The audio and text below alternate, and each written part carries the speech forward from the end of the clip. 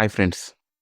వైకుంఠం అంటే ఏంటి? వైకుంఠం ఎలా ఉంటుంది? ఎక్కడ ఉంటుంది? అని చెప్పి ఒక వీడియో చేశాను.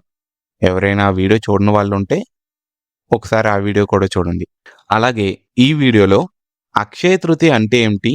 అక్షయ తృతీయ ప్రాముఖ్యత ఏమిటి? ఆ రోజు చేయవలసిన పనులేమిటి? అనే దాని గురించి తెలుసుకుందాం.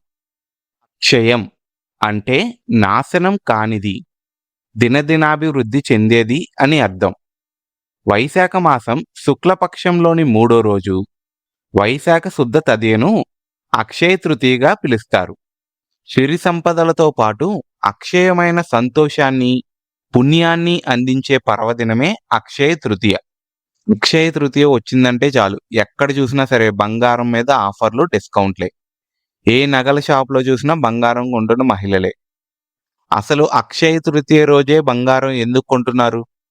ఏ రోజైనా కొనుక్కోవచ్చు, అక్షయ తృతీయ రోజే కొనాలి అని చెప్పి ఏ పురాణాల్లోనూ లేదు.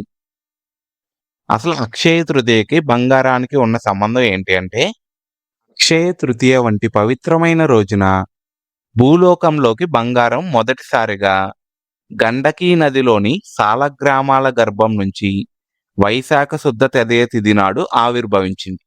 అందుకే ఈ రోజును అక్షయ తృతీయగా జరుపుకుంటాం. పురాణాల గాథల ప్రకారం అక్షయ తృతీయ ఎంతో విశిష్టమైనది. ఈ రోజునే త్రేతాయుగం ప్రారంభమైందంట. పార్వతీదేవి అన్నపూర్ణాదేవిగా అవతరించింది కూడా ఈ రోజునే. అలాగే వేదవ్యాసుడు మహాభారత రచనను ఆరంభించింది కూడా ఈ రోజునే. అంతేకాదు, ధర్మరాజుకు అక్షయ పాత్ర దొరికింది కూడా ఈ రోజునే. ఇదే విధంగా సంపదలకు అధిపతి అయిన కుబేరుడికి అక్షయ తృతీయ నాడే లక్ష్మీ అనుగ్రహం సిద్ధించిందంట. అలాగే గంగానది ఆ పరమేశ్వరుని జటాజూటం నుంచి భూమిపై అవతరించిన పవిత్రమైన రోజు కూడా ఇదే అని పురాణాలు చెబుతున్నాయి. శ్రీ మహావిష్ణువు పరశురాముడిగా ఆవిర్భవించిన రోజు కూడా ఇదే. అందుకనే ఈ రోజు ఏం చేసినా అక్షయంగా ఉండిపోతుందని అందరి నమ్మకం. చాలామంది సంపద పెరుగుతుంది అని చెప్పి బంగారమో వెండో కొంటారు. కానీ అలా కొనకూడదు. ఆ రోజు ఏం చేయాలంటే లక్ష్మీదేవి వ్రతం చేసి లక్ష్మీదేవికి అటుకుల పాయసం నైవేద్యంగా పెట్టడం మంచిదని పురాణాలు చెబుతున్నాయి. పూజ తర్వాత మన ఆర్థిక స్థితిని బట్టి వీలైనంత మందికి అన్నదానం చేస్తే మంచిది. అక్షయ తృతీయ రోజు బ్రాహ్మణులకి స్వయం పాక ఇవ్వండి. లేదంటే ఒక 10 మంది బ్రాహ్మణులను ఇంటికి పిలిచి భోజనం పెట్టండి. లేదు ఇవేమీ మేము చెయ్యలేము అనుకుంటే ఒక చలివేంద్రం ఏర్పాటు చేయండి. ఎండాకాలం కదా, చల్లటి నీళ్ళు అందరికీ ఇచ్చారనుకోండి, పుణ్యం అక్షయంగా పెరిగిపోతుంది.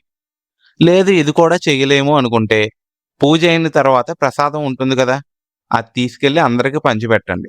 ఈరోజు భక్తితో చేసే పూజైన, వ్రతమైన, హోమమైన, దానమైన ఆ ఫలం కూడా పెరుగుతూ పెరుగుతూ పోతుందంట. కొంతమంది వాళ్ళ దగ్గర డబ్బులు లేకపోయినా సరే అప్పు చేసి బంగారాన్ని కొంటారు. బంగారం కొనమని ఏ పురాణాల్లోనూ చెప్పలేదు. కాబట్టి ఆ పని చేయకండి. అప్పు అనేది ఈరోజు అస్సలు చేయకండి. అప్పు చేసి కొంటే ఆ రుణం అక్షయమయ్యే ప్రమాదం ఉంది. అందుకని అలాంటి పనులు ఏమి చేయకండి. మనకి ఉన్నంతలో ఈ రోజుకి నలుగురికి సహాయపడితే అంతకు మించిన పుణ్యం అంటూ మరొకటి ఉండదు. అక్షయ తృతీయ రోజు చేయవలసింది ఇదే. మనం చేసే పుణ్యమే అక్షయమయ్యి జీవుడు మన శరీరం వదిలేసి ఇంకో శరీరానికి వెళ్ళినప్పుడు కూడా మనం చేసిన పుణ్యం మళ్ళీ మనతో పాటే వస్తుంది. అందుకనే మీకు ఉన్నంతలో దానం అనేది చెయ్యండి. వేరే వాళ్ళకి సాయం చేయండి. ఇదే అక్షయ తృతీయ ప్రాముఖ్యత. ఈ వీడియో మీకు నచ్చినట్లయితే లైక్ చేయండి, షేర్ చేయండి, అలాగే సబ్స్క్రైబ్ చేసుకోండి.